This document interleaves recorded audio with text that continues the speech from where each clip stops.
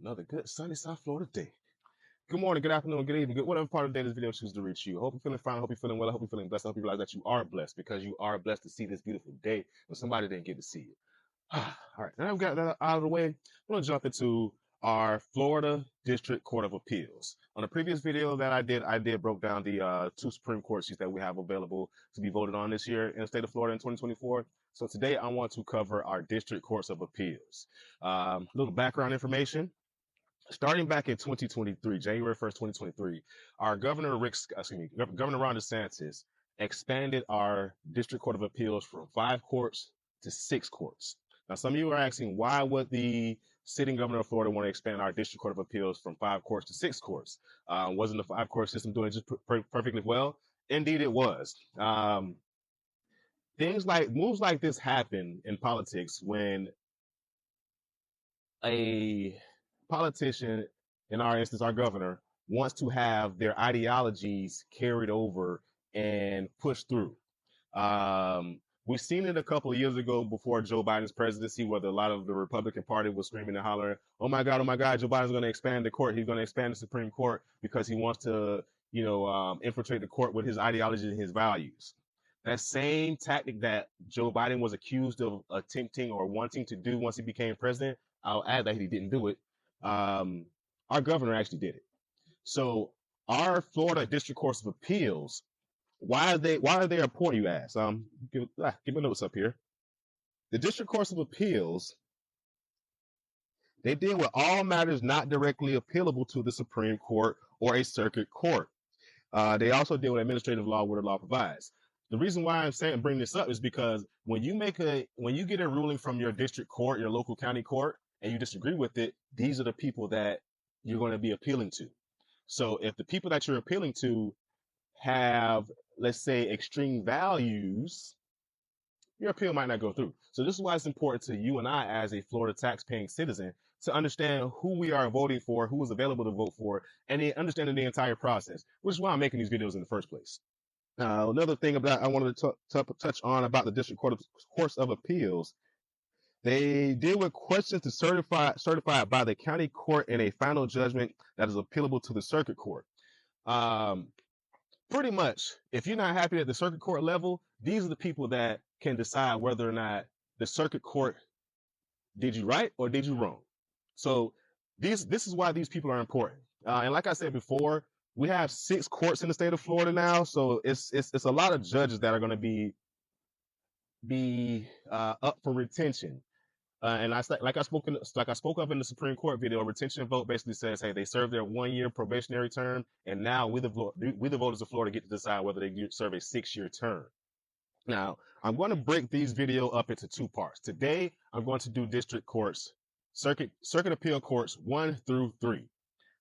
Tomorrow is going to be 4 through 6. And the reason why I'm going to do this is because these courts cover the entire state. These 6 courts cover the entire state. And if I try to do all 6 courts in one video, it'd be an extremely long video. And y'all ain't going to watch that. So I broke it up into two different videos. I'm always going to do 3, but I'm just doing 2 videos to try and keep it nice and compact because we're getting up to the elections. Now, I wanted to cover the counties that these courts cover. Now, the first District Court of Appeals covers Escambia County, Okaloosa County, Santa Rosa County, Walton County. The second District Appeal Court covers Franklin County, Gaston County, Jefferson County, Leon County, Liberty County, Wakulla County. Basically, that Big Bend area. The third District Court covers Columbia County, Dixie County, Hamilton County, Lafayette County, Madison County, Suwanee, and Taylor County. The 4th District covers Clay County, Duval County, Nassau County. The 8th District covers Alachua County, Baker County, Bradford County, Gilchrist County, Levy County, Union County. And the 14th District Court covers Bay County, Calhoun County, Gulf County, Holmes County, Jackson County, and Washington County. Now, this is the first district. Now, as you can see, I jumped around there because we, in the state of Florida, our district don't just do 1, 2, 3, 4, 5, 6, 7, 8, 9, 10, So please don't think that our districts go in numerical order. They jump all over the state, thanks to your governor and the people that approved it. Now, the second appeal district comprises the 6th, 10th, 12th, and 13th circuit courts. The 6th circuit court is Pasco and Pinellas County. The 10th circuit court is Hardy, Highlands, and Polk County. The 12th circuit court is DeSoto, Manatee, and Sarasota County. The 13th district court is Hillsborough County. The 20th District Court is Charlotte, Collier, Glaze, Hendry, and Lee County. And the 3rd District Court of Appeals comprises of the 11th and 16th districts, 11th and 16th circuits, Miami-Dade and Monroe County. Now, as you can see, these districts have varying numbers of counties in them. These maps are drawn up by our state legislature. So if you have a problem with any one of these districts and how they're drawn up, our state legislature is the one that deal with this. So let's jump into the actual judges that will be on the ballot. I know that's what you guys are wanting for, watching this video for. So let's jump into it. District 1, we have Stephanie Williams Ray, who was a 2011 Rick Scott appointee. We have Bradford Thomas, who is a 2005 Jeb Bush appointee. We have M. Kermley Thomas, who is a 2016 Rick Scott appointee. That's District 1. So in District 1, you have 3 different judges that are available or up for a retention vote, meaning you vote yes, these people get to serve for 6 more years. You vote no, these people are off the books. In District 2, we have Anthony H. Black, who is a 2010 Charlie Crist appointee. We have Everett LaRose, who's a 2005 Jeb Bush appointee.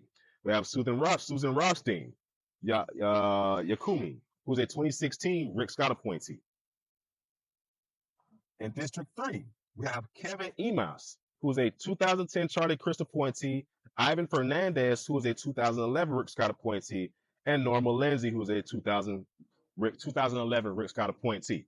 The reason why I pointed out their years on the court and who appointed them is because, as I said in my previous videos, the sitting governors get to appoint Supreme Court and appeals court judges as they see fit, because that's their ability. That's their right to do when they're elected. When an availability comes open, they get to appoint people to fill those seats. As you can notice in the District 1 through 3, we pretty much have a bunch of Rick Scott, Jeb Bush, and Charlie Crist appointees. Charlie Crist was our last sitting Democrat as a governor in the state of Florida. Charlie Crist was the last Democrat to actually have an opportunity to have any impact on the Florida Supreme Court, or appeals court rather. All of the other appointees are coming from Rick Scott or Jeb Bush from districts 1 through 3. And I'll be quite honest, what we're seeing here in Florida is not a culture war in terms of black versus white. We're seeing a stark difference between extreme and what we come to know as normal. I'll go on record as saying, for districts 1 through 3, I have no opposition to any of these appeals court judges being retained. Why do I say that? Because these judges, we've seen them make rulings and decisions that have actually benefited the state of Florida.